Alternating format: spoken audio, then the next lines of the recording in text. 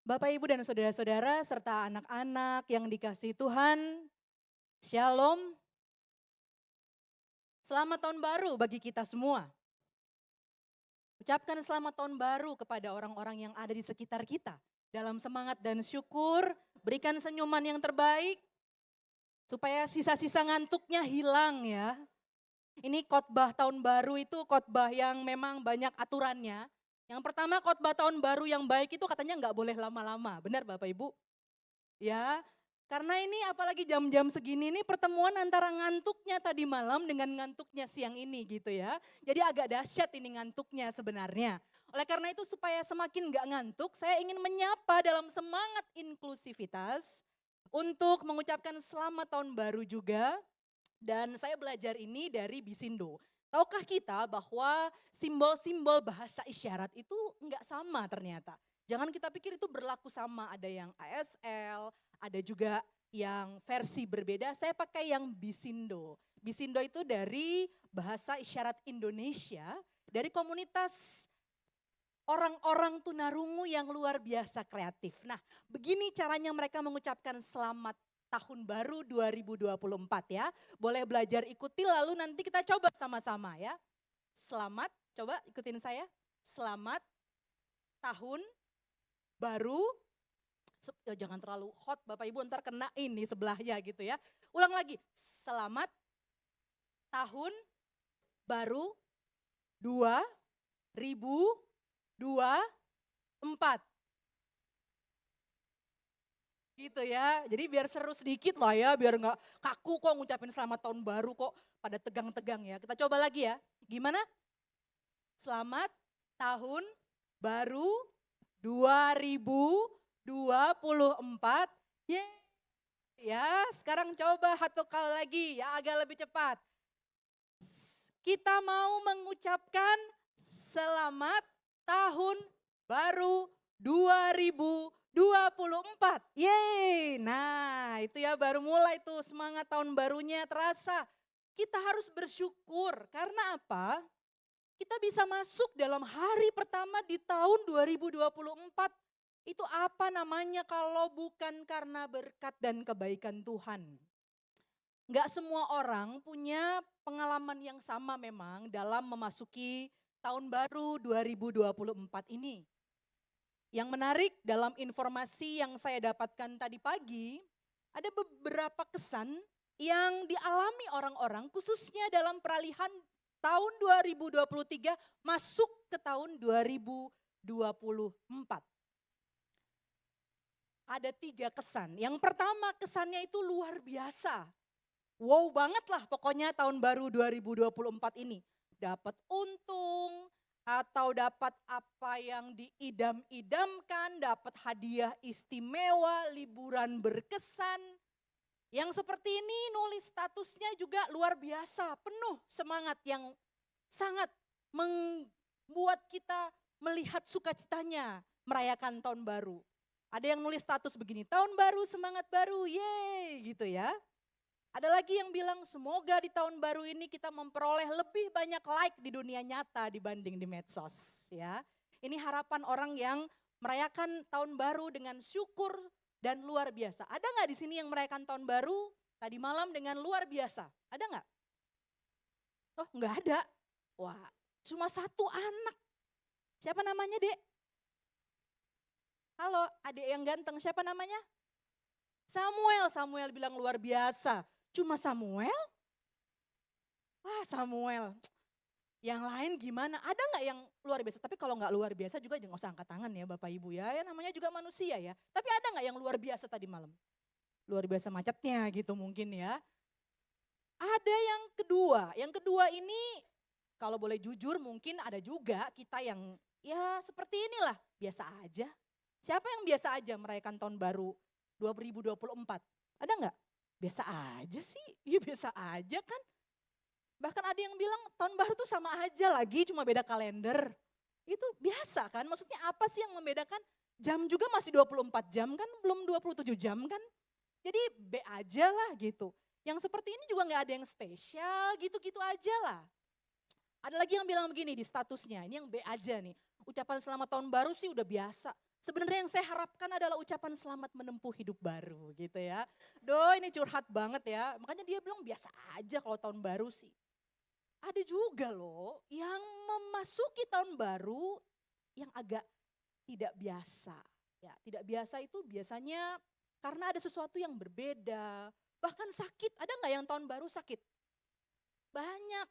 Ada juga yang tahun baru itu malah kehilangan orang-orang yang dikasihi. Nggak biasa.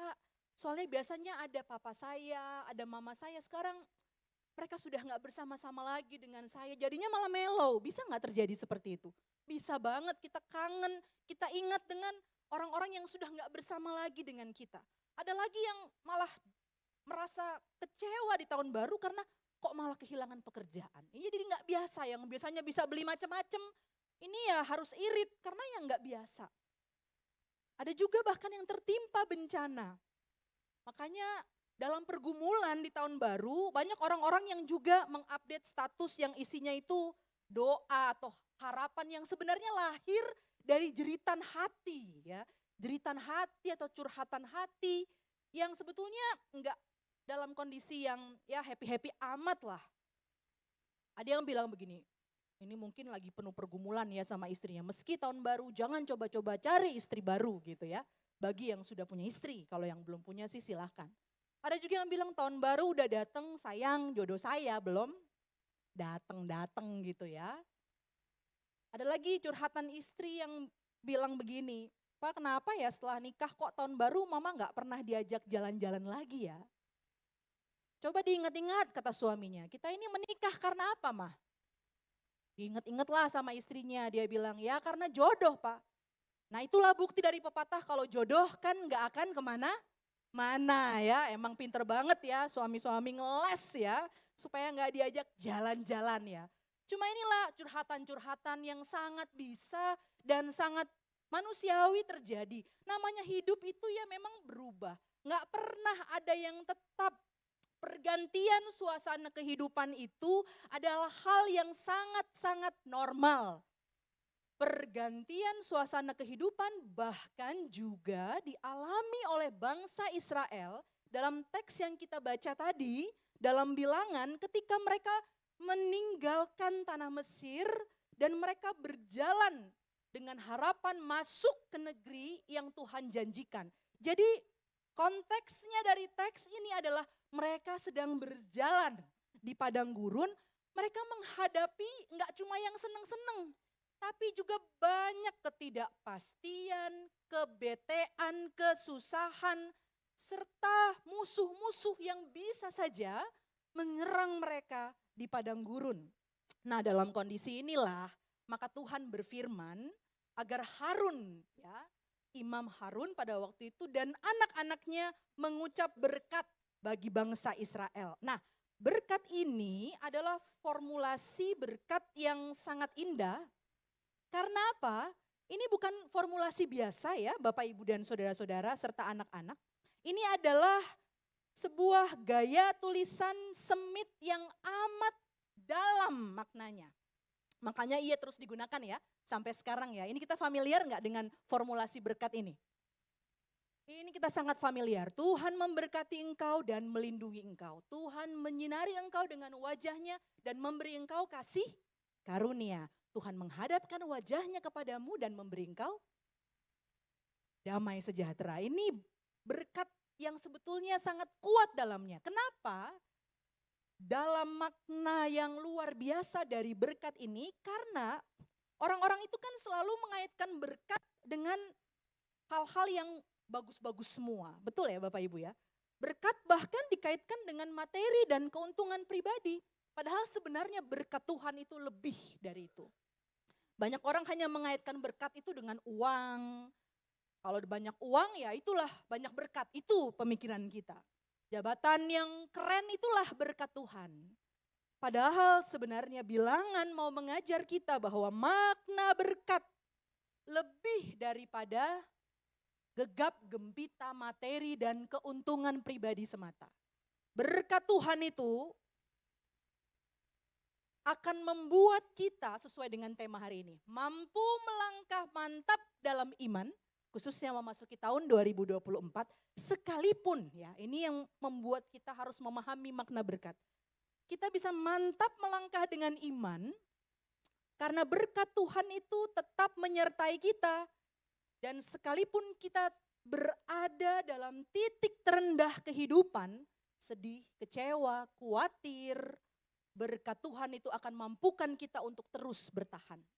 Berkat Tuhan itu akan mampukan kita untuk terus berjuang sampai akhir. Dan kita dikuatkan karena disinilah kehadiran Tuhan yang memampukan kita dalam berkat-Nya untuk jadi kuat. Sekalipun kita banyak sekali tantangan dan pergumulan yang membuat penat. Nah, ilustrasinya kurang lebih kayak gini. Kan orang itu bilang bahwa kadangkala makanan itu jadi enak juga tergantung dengan siapa kita menyantapnya. Betul nggak Bapak Ibu dan saudara-saudara serta anak-anak? Teman saya itu bilang dia itu paling suka makan somai ya. Somai Bandung itu kesukaannya dia banget. Tapi dia bilang waktu dia makan somai Bandung kesukaan sama pacarnya, di situ dia mendapatkan informasi yang mengagetkan. Pacarnya bilang, kita sampai di sini aja. Saya sudah punya yang lain. Siapa itu? Teman baikmu. Itu somainya langsung terasa pahit semua dia bilang. Bayangin itu ya, somai kesukaan langsung pahit. Itu maksudnya apa? Segala hal itu sebenarnya bisa mendatangkan baik atau enggak baik tergantung sama siapa saat itu kita berada atau kita menikmatinya. Kebalikannya, tanpa ada hal-hal yang baik atau tanpa berkat Tuhan, jadi kalau tanpa berkat Tuhan itu, kehadiran dari semua hal yang kita raih dalam hidup ini itu akan sia-sia. Enggak hanya somai yang bisa jadi pahit, sushi teh juga bisa rasa baygon begitu mungkin ya Bapak Ibu ya. Itu simbol kalau kamu berjalan dengan Tuhan, maka segala sesuatu yang ada di depanmu, berat dan penat sekalipun, kamu bisa lewati itu dengan kemenangan. Amin. Karena apa? Berkat Tuhan yang menguatkan kamu. Tapi kalau kamu tidak dilindungi oleh Tuhan, nah ini kita mulai masuk secara lebih dalam ya. Berkat Tuhan yang pertama apa?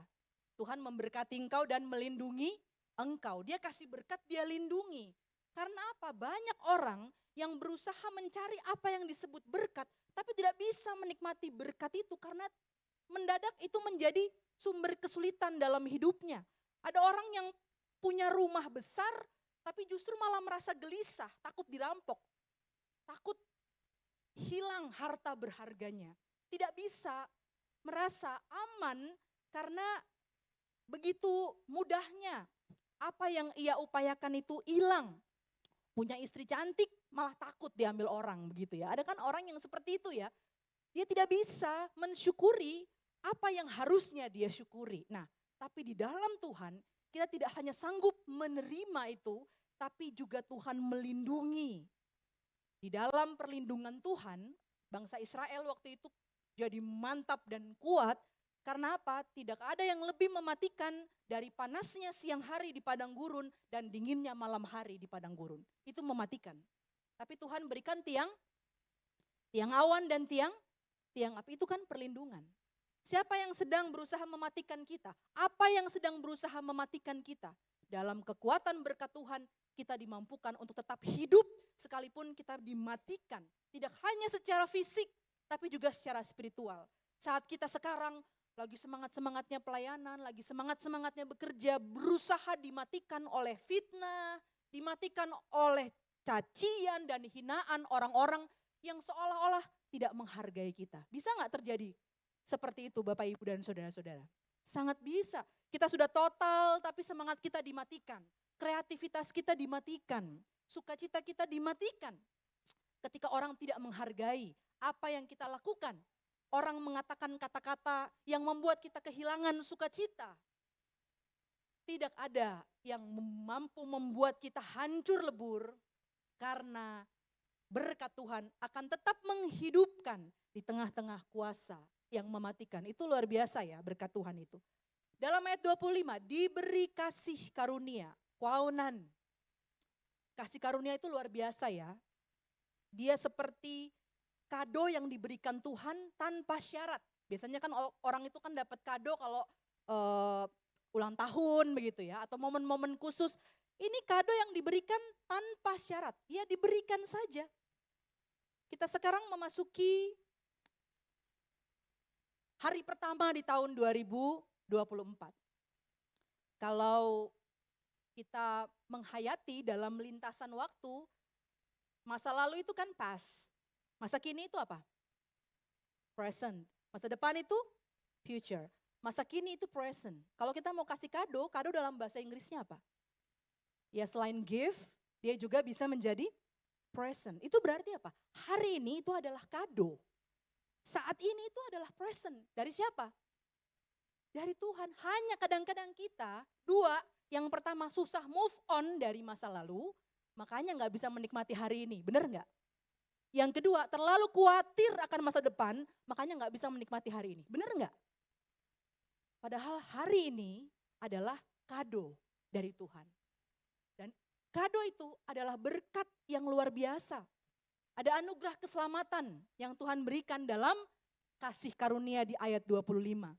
Siapa yang bisa menjamin kalau kita selamat di sepanjang tahun 2024 kalau bukan Tuhan? Kita nggak bisa menjamin kehidupan kita. Gimana mau menjamin hidup sepanjang tahun kalau kadang-kadang kita sehari-hari aja kita nggak bisa jamin. Ada orang yang pagi-pagi masih sehat, siang udah sakit, betul nggak Bapak Ibu? Kita nggak bisa jamin keselamatan kita. Udah hati-hati nggak mau nabrak, malah ditabrak. Siapa yang bisa jamin keselamatan kita kalau bukan Tuhan? Maka luar biasa kan berkat yang Tuhan berikan. Kita diajak untuk menikmati hari ini, bersyukur atas hari ini. Dan dalam kerapuhan kita sebagai manusia, keselamatan itu adalah berkat yang tidak ternilai. Tuhan jaga kita, Tuhan lindungi kita. Yang ketiga, yang terakhir, apa yang Tuhan berikan sebagai berkat? Damai sejahtera, shalom. Saat ini damai sejahtera itu kan begitu mahal. Apakah semua orang yang cantik hidupnya damai? Damai enggak? Yang merasa cantik coba jawab. Damai enggak hidupmu? Damai enggak? Yang ganteng itu damai enggak hidupnya? Ya? Atau kehilangan kedamaian apalagi dompetnya gitu ya. Kehilangan kedamaian ya, susah ya. Apakah orang kaya semuanya damai hidupnya? Damai enggak? Udah pernah kaya belum Bapak Ibu? Yang sudah pernah kaya coba deh, damai enggak? Yang ada tuh takut ini nanti anak berebutan warisan lah, ini ada. Percayalah, semua itu yang kita lihat wah itu ada juga kok pergumulannya. Dan damai sejahtera itu ya belum tentu dimiliki. Makanya yang namanya perlindungan, yang namanya keselamatan, yang namanya damai sejahtera, itu bisa dibeli dengan uang enggak? Bisa enggak? Enggak bisa. Dia hanya bisa diberikan oleh Tuhan. Itu berkat yang Tuhan kasih. Sesuatu yang tidak bisa dibeli dengan uang, sesuatu yang tidak bisa diupayakan oleh kita manusia. Tapi sesuatu yang menjamin kehidupan kita akan berarti. Itulah yang diberikan oleh Tuhan dengan cuma-cuma. Ia tidak bisa dibeli. Ia diberikan Tuhan secara gratis bagi setiap hati yang mau menerima berkat ilahi. Bahkan kalau kita lihat formulasi berkat dalam bilangan 6 ini dalam bahasa Ibrani, ini sebetulnya kelihatan indahnya.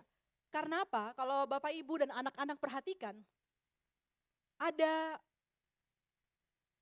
berkat yang terus melimpah, yang berkembang secara gradual ya. Jadi dalam bahasa Ibrani itu kalau kita lihat, Tuhan memberkati engkau dan melindungi engkau dalam bahasa Ibraninya, Yebarecha Adonai Weis Merha. Itu berapa kata? 3. Yang berikutnya, Tuhan menyinari engkau dengan wajahnya dan memberi engkau kasih karunia. Berapa kata?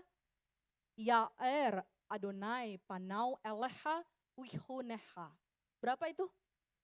5 kata. Naik loh.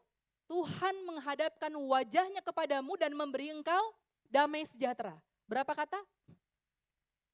Yisya Adonai Panau Eleha Weashem Leha Shalom. Kenapa bisa ada penambahan dari 3, 5 menjadi 7. Berkat itu terus dan terus melimpah. Luar biasa ya janji Tuhan. Dan kado yang mau Tuhan berikan bagi kita di awal tahun ini.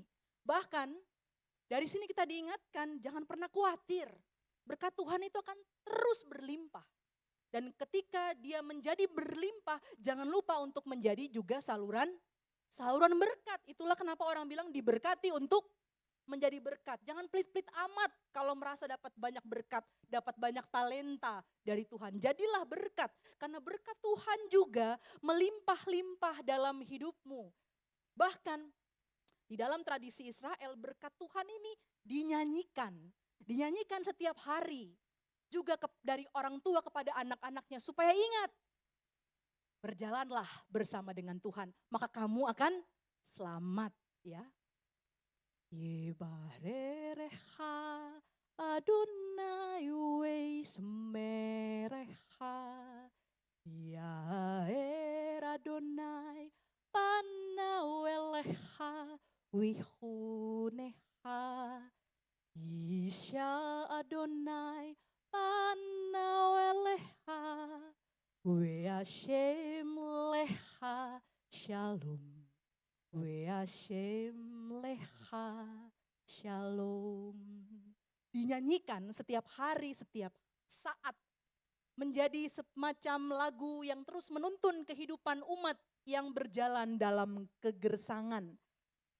Di dalamnya ada harapan. Berkat itu dalam bahasa Ibrani itu artinya baruh ya. Baruh itu berlaku atas semua ciptaan. Jadi bukan cuma kepada manusia.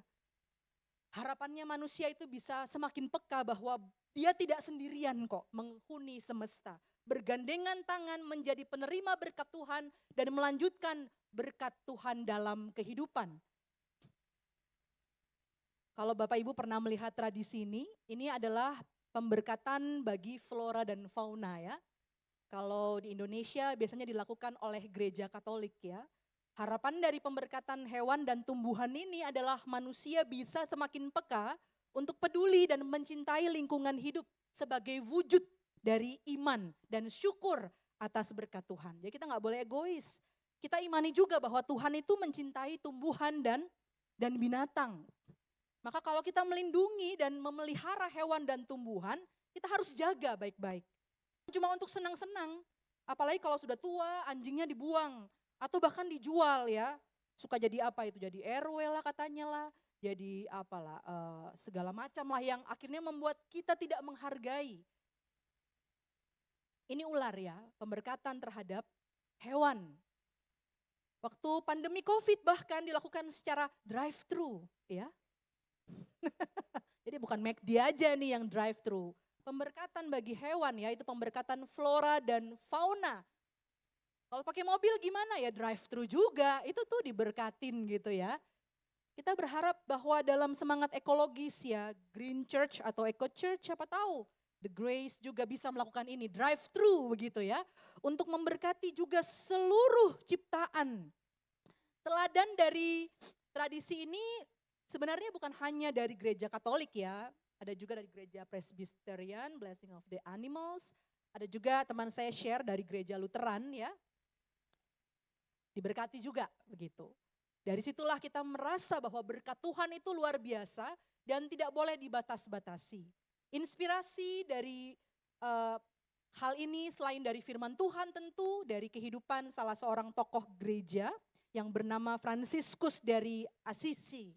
Dialah ini ikonnya, dialah santo pelindung lingkungan hidup ya. Dia adalah pecinta hewan dan tumbuhan, bahkan dalam tradisi gereja dikatakan ia bisa berkomunikasi loh dengan hewan. Jadi bukan cuma Sofia aja yang bisa ngobrol sama hewan ya dalam film kartun ya. Fransiskus dari Assisi dalam tradisi Kristen juga bisa melakukan itu. Kalau dilihat itu hewannya apa? Ada burung, lalu ada serigala, di belakang juga ada burung kecil, ada seperti rusai atau kancil ya begitu ya.